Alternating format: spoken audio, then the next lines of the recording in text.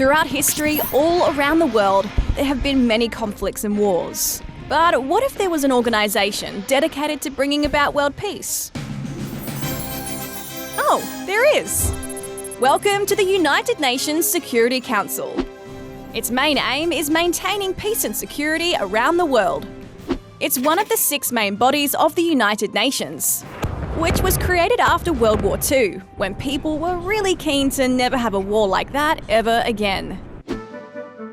The Security Council has 5 permanent members, which were all the major victors of the Second World War.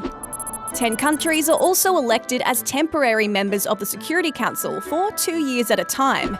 Together, those 15 members have the power to make decisions that other UN member states are bound to follow. And if they think it's necessary, they can order things like travel bans, economic sanctions, ceasefires, even occasionally sending in soldiers. It's obviously fairly rare, but in 2011, the Security Council authorised the use of force in Libya when the Arab League requested that a no-fly zone be imposed over that country. I shall put the draft resolution. Big decisions like this always come down to a vote. And that's where things can get complicated. Permanent members have what's called veto power, which means they can stop a decision or resolution from passing with just one vote. And that happens quite a lot. After all, these countries don't always see eye to eye. Which is one of the reasons why this was such a big deal. Will those in favour please raise their hand? Those against? Abstention. The draft resolution has been adopted as Resolution 2728, 2024. Last week, the UN Security Council passed a resolution demanding an immediate ceasefire in Gaza for the rest of the month of Ramadan, so that aid can be delivered, along with the unconditional release of all hostages being held. It's the first time the Security Council has called for a ceasefire since fighting began in Gaza after the militant group that leads it, Hamas, attacked Israel in October last year, killing more than 1,200 people and taking more than 250 hostage. Since then, Gazan authorities say that more than 32,000 Palestinians have been killed. Without aid, hundreds of thousands more are facing starvation. Which is why many world leaders and humanitarian groups have been calling for a ceasefire.